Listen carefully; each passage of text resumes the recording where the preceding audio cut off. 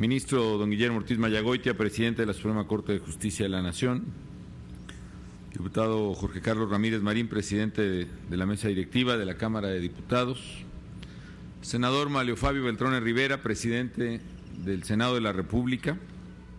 Doctor Leonardo Valdés Zurita, consejero presidente del Instituto Federal Electoral. Doctor Raúl Plasencia Villanueva, presidente de la Comisión Nacional de Derechos Humanos. Doctor Eduardo Sojo Garzaldape, presidente del Instituto Nacional de Estadística y Geografía. Doctora Jacqueline Pechar Mariscal, comisionada presidenta del Instituto Federal de Acceso a la Información y de Protección de Datos. Señoras y señores presidentes de partidos políticos, señoras y señores legisladores, honorables integrantes del Presidium, doctora Solosóchitl Bustamante, directora del Instituto Politécnico Nacional, distinguidos familiares de Francisco I. Madero y de los generales Emiliano Zapata y Francisco Villa, señoras y señores.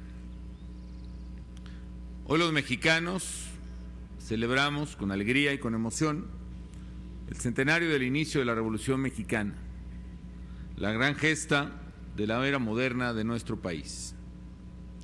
Conmemoramos así el primer siglo de uno de los movimientos más trascendentales de nuestra historia. Un movimiento que transformó todos los ámbitos de la nación. En primer término, quiero felicitar sinceramente a todos los galardonados con el Premio a la Trayectoria en Investigación Histórica 2010, que otorga el Instituto Nacional de Estudios Históricos de las Revoluciones de México. La vocación histórica que se ha ejercido en nuestro país por décadas, la investigación científica de los hechos, su interpretación apegada a la disciplina académica desde la libertad, son sin duda alguna de los grandes valores y activos de una sociedad plural como la mexicana, con una identidad clara que, basada precisamente en su historia, se proyecta en plena era del mundo global.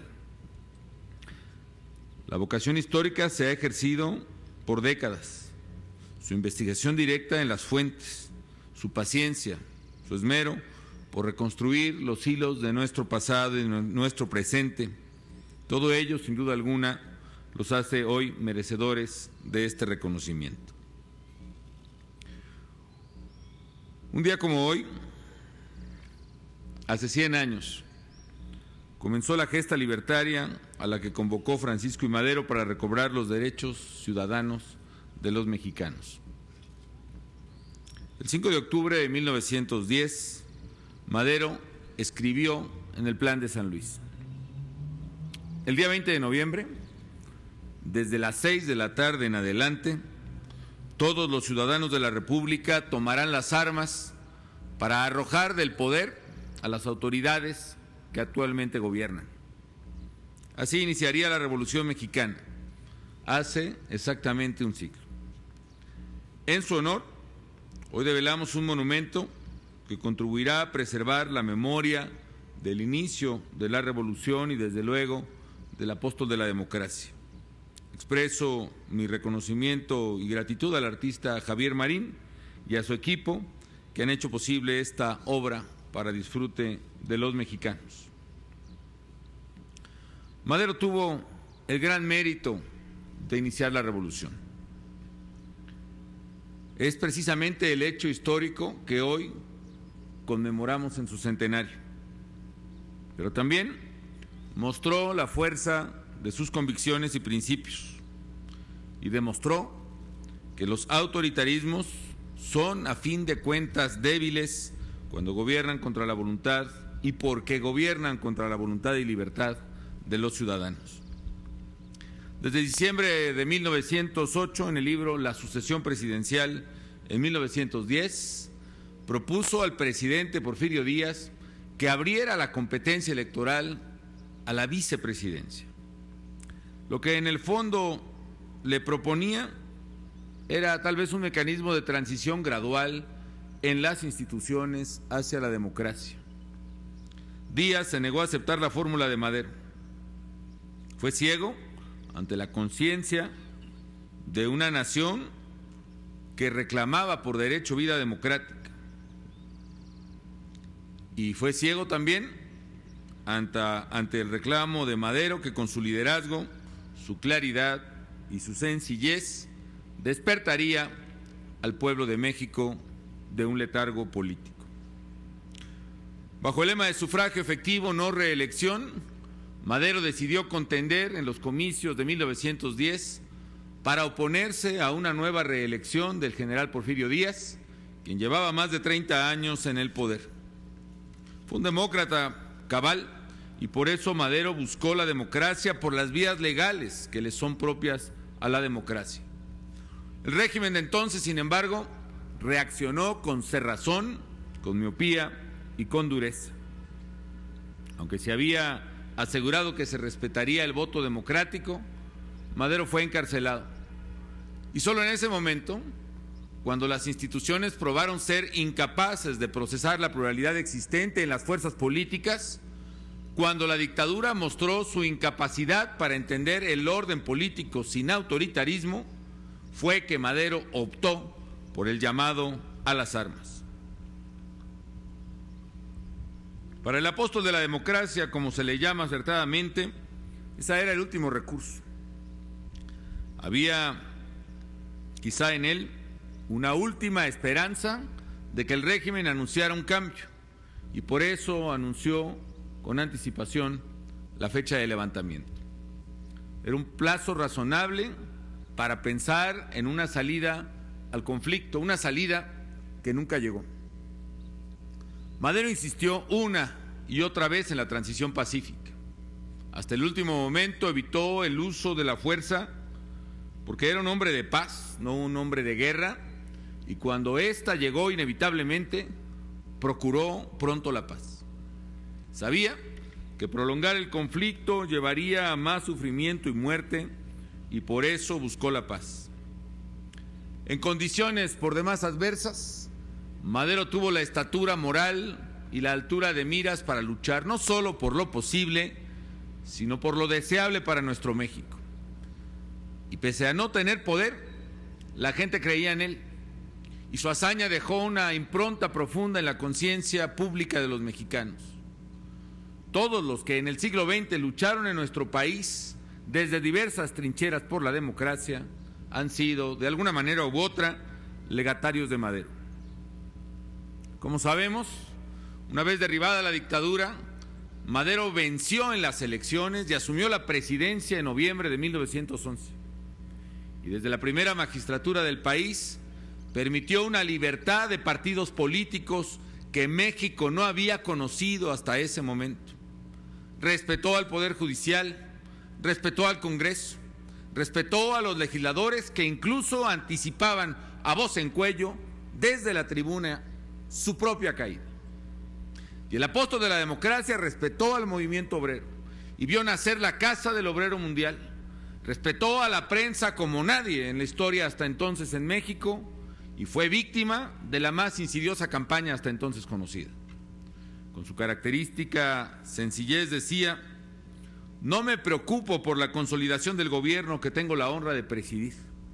Yo me preocupo del prestigio de las instituciones democráticas. Me preocupo de afirmar para siempre, de un modo sólido, en nuestra república, los gobiernos democráticos, a fin de que, terminado este periodo, el pueblo se convenza de los beneficios que le trae un gobierno libre. Como gobernante mantuvo una congruencia en sus ideas democráticas y a pesar de ser atacado por los poderes formales y fácticos de su tiempo, que habían sido serviles a la dictadura, mediante el insulto y la calumnia, se negó en todo momento a ejercer cualquier forma de represión o restricción de la libertad. Por desgracia, el gobierno libre no duraría mucho tiempo.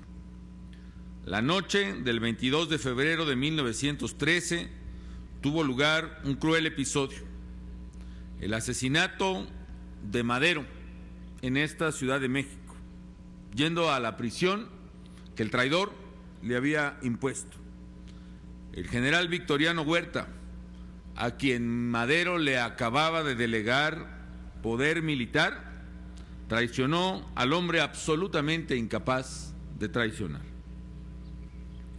Su muerte conmocionó a México y a otros grandes líderes revolucionarios que decidieron tomar la causa del apóstol de la democracia, Venustiano Carranza en Coahuila, Francisco Villa en Chihuahua, el Centauro del Norte, Emiliano Zapata en el sur, el caudillo del sur, Álvaro Obregón en Sonora, muchos otros más, quienes no estaban dispuestos a aceptar el ultraje cometido en contra del presidente y en contra de las instituciones democráticas apenas conquistadas.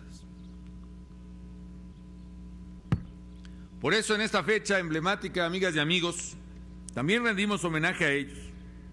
A Emiliano Zapata, que luchó por tierra y libertad, porque la tierra fuese para el que la trabaja, por la reivindicación de los derechos de los campesinos y de los que menos tienen, porque la revolución fue, a final de cuentas, fundamentalmente un movimiento rural, un movimiento campesino como lo era entonces el país.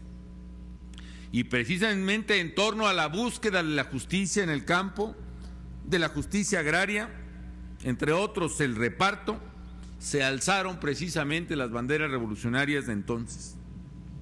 Y conmemoramos a Venustiano Carranza y a su espíritu constitucionalista, porque sabemos que la revolución no hubiera sido ello y no hubiera triunfado si no hubiera legado un nuevo orden constitucional que permitiera la construcción del México moderno que hoy somos. Y a Villa y a su anhelo justiciero, porque la revolución fue fundamentalmente reivindicación y desagravio de la opresión vivida precisamente en la injusticia durante décadas. Y a los constituyentes del 17, que nos legaron un Código Supremo democrático e innovador, en el que se defienden las libertades y capacidades de las personas y se establecen además sus derechos sociales. La Constitución sentó las bases de un Estado redistributivo eficaz que era parte de la agenda revolucionaria. La Constitución del 17 es la Constitución más avanzada y la primera de los tiempos modernos en el mundo.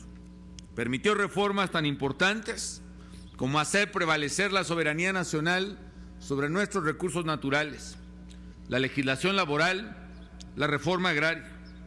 Permitió la construcción de instituciones de enorme relevancia, instituciones que hoy sirven a los mexicanos, como el Instituto Mexicano del Seguro Social, como el Banco de México, como la propia educación nacional, como los servicios de salud. La Constitución de 17, además, permitió la organización institucional de las Fuerzas Armadas, cuya lealtad y disciplina han sido clave garante de la construcción pacífica del México que hoy tenemos. Hoy la agenda social de México sigue marcada precisamente por el ideal constitucional, que fue precisamente el paso sublime y el encumbramiento del ideal revolucionario. Hoy, en el centenario de la Revolución, reconocemos también y de manera especial a las miles de mexicanas y a los miles de mexicanos que creyeron en los ideales de aquellos revolucionarios y que lucharon y dieron su vida por alcanzar un México más justo y equitativo para ellos, para sus hijos, para quienes les habríamos de suceder en el tiempo. El 20 de noviembre de 1910, incluso horas y días antes, con los hermanos Cerdán en Puebla, inició la primera fase, la primera parte de la revolución, la fase destructiva. Y sin embargo, siendo la más dolorosa, no fue la más difícil. La parte verdaderamente compleja, la verdaderamente trascendente de la Revolución Mexicana y de otras es precisamente su etapa constructiva, una etapa que se prolongaría con enorme dificultad muchísimos años más. Porque lo que en principio fue la confluencia de liderazgos reivindicatorios revolucionarios, trocó pronto en yuxtaposición de caudillismos y en enfrentamiento civil. Lograr la paz en el nuevo marco constitucional e institucional fue el principio de un largo periodo de concreción, una concreción inacabada de los ideales y las reivindicaciones revolucionarias. Pero hoy queda claro que con la revolución y particularmente con la Constitución del 17 comenzó la construcción del México moderno, que más allá de nuestros desafíos, por supuesto que lo somos. Tenemos problemas, sí, a 100 años de aquella revolución, y también es comprensible que los mexicanos pensemos más y casi exclusivamente en nuestros problemas.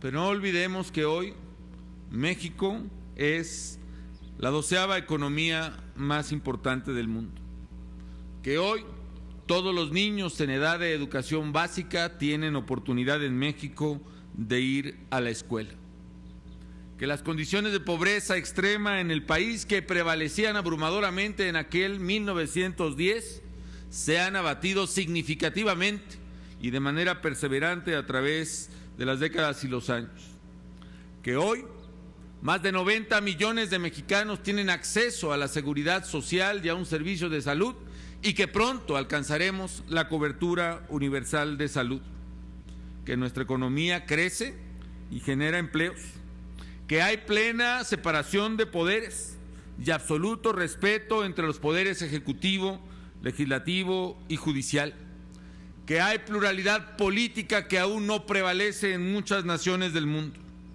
que hay un México con absoluta libertad de expresión de prensa, que hay competencia electoral y que hay democracia.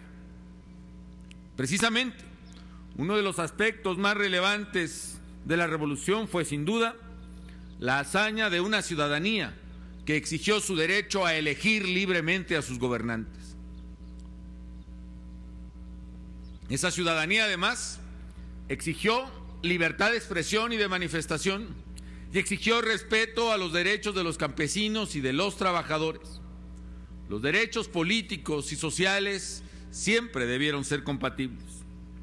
A lo largo de nuestra historia, han sido precisamente los ciudadanos los que han creído siempre en un mejor futuro para la patria, y por eso hoy debemos honrar y celebrar al más importante de nuestros héroes, al héroe colectivo que son las mujeres y los hombres del pueblo de México.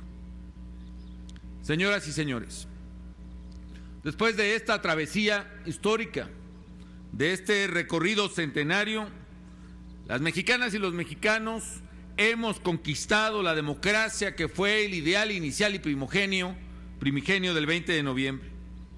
En el pluralismo, en nuestra historia, hemos comenzado a vivir por primera vez y después de mucho tiempo, en estas últimas décadas, la democracia con la que inició la revolución. Nuestra misión por ello es ahora garantizar que todos los mexicanos tengan asegurados sus derechos, como lo anhelaron los revolucionarios.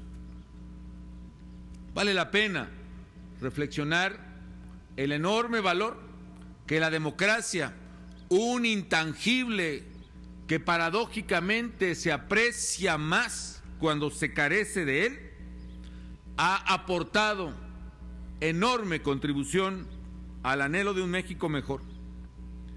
Es precisamente la consolidación democrática lo que ha permitido avanzar en la conquista de anhelos sociales. Es precisamente la paulatina construcción de instituciones democráticas, la forja paciente a través de la paz, del respeto a los otros y de la construcción de formas de acceso, ejercicio y vigilancia del poder democráticas, lo que también ha contribuido al acceso a la educación o a la salud o a los servicios o a la vivienda. No solo eso, ha permitido la democracia que la pluralidad se exprese sin cortapisas y que los cambios se impulsen desde distintas vertientes ideológicas y se impulsen en paz, que arribemos precisamente a condiciones democráticas es lo que hoy permite, a pesar de nuestros problemas, estar en la plaza pública evocando historia común desde distintas versiones políticas. Es la democracia lo que también ha permitido que la paz prevalezca entre los mexicanos más allá de los tintes de profecía de quienes precisamente auguraban para ahora entre nosotros solo rencor, violencia y lucha de hermanos contra hermanos. Es precisamente la democracia lo que ha permitido que en cada rincón de México se expresen distintas maneras de ver y distintas maneras de pensar, y que sin democracia quizá se cerrarían las puertas a la paz. Por eso es tan importante, como evocación, como conmemoración, como homenaje a la revolución, a la del 20 de noviembre de 1910, que nuestra democracia sea preservada y sea prevalente sobre los intereses particulares o de grupo, por legítimos que éste sean. Quizá, si en aquel 1910 hubiese habido democracia, probablemente no hubiese estallado entonces la revolución. Y si antes de ese 10 la democracia hubiera permitido a la gente exigir sus derechos, a los campesinos reivindicar la justicia, a los ciudadanos marcar precisamente sus preferencias e intereses a través de la regla común del voto, quizá México no hubiera generado las condiciones de opresión y de injusticia que fueron la raíz social del gran movimiento revolucionario. Por eso defendamos, por encima de todo, nuestra democracia, nuestra libertad y la justicia que libertad y democracia permiten. Que nadie ni nada pueda nunca limitarla, amenazarla, chantajearla, manipularla. Hay generaciones que pelearon precisamente por esa libertad y por esta democracia, como las de 1810 o la de 1910, y a nosotros ahora, herederos precisamente de esas conquistas, nos toca defenderlas y ampliarlas frente a quienes las amenazan con su violencia. No permitamos, bajo ninguna circunstancia, que unos cuantos pretendan arrebatarnos la libertad de todos. Enfrentemos con estatura de miras, con convicción, con vocación histórica, a los enemigos de nuestra democracia y de nuestra libertad. Y desde la libertad y desde la democracia construyamos el México que anhelamos. Que la riqueza nacional que es el pluralismo nos permita construir precisamente, como se ha construido en estas 10 décadas, un México que, insisto, más allá de sus desafíos, es un México cada vez mejor. Decía bien Francisco I. Madero, la libertad es un bien precioso, solo concedido a los pueblos dignos de disputarla, a los que la han sabido conquistar luchando valerosamente. Y eso es, amigas y amigos, en este centenario lo que debemos hacer: luchar con firmeza y decisión por la libertad que implica preservar la seguridad que la hace posible, luchar por la libertad y los derechos de mexicanos de hoy y de los de mañana. Que el esfuerzo de hombres y mujeres valientes como los de la revolución y de los cientos de miles que los siguieron nos permita a la vez compartir el reto de seguir construyendo una nación democrática, una nación libre, una nación justa. Nos permita precisamente tener democracia para la justicia en la libertad, porque así podremos elevar la calidad de vida de los ciudadanos y respetar la dignidad de cada mexicana y cada mexicano. Y ahora toca a nosotros, los mexicanos que confluimos en el centenario de la Revolución, enarbolar lo mejor de aquellos ideales e impulsar los cambios profundos que requiere nuestra patria. Que tomemos las decisiones que están pendientes y que están ahí y que pueden ser nuestras y que pueden abrir nuevamente caminos de ventura para que México avance decidido y asuma los riesgos de ser más próspero, más justo, más libre, más seguro, más limpio. Como lo enseñara Madero, esforzarnos no solo por el México posible, sino por el México deseable. Y por eso esta fecha histórica del centenario es a la vez hora convocante para el cambio para México, hora de transformación profunda que necesitamos, hora de tomar los riesgos de cambiar y los costos que implica cambiar para asegurarse el futuro que merecemos. En el laberinto de la soledad, Octavio Paz escribía: la Revolución Mexicana es un hecho que irrumpió en nuestra historia como una verdadera revelación de nuestro ser, que ahora, en el centenario de su inicio, la revolución nos revela la importancia de unirnos entre nosotros en la pluralidad, las mexicanas y los mexicanos, para conquistar con valentía un mejor futuro para todos. Este es un momento para refrescar con orgullo nuestro pasado, pero sobre todo para pensar con audacia y con ambición y también con orgullo y alegría en nuestro porvenir. Esa es la tarea de la generación del bicentenario y del centenario: seguir forjando nuestra gran nación en los ideales y valores que nos unen, en la pluralidad, que es la mayor riqueza de la vida democrática conquistada y que debemos defender y perfeccionar. Que muchas generaciones de mexicanos sigan evocando a los revolucionarios, pero sobre todo sigan disfrutando los derechos, las libertades y la democracia por todos ellos conquistados. Muchas gracias.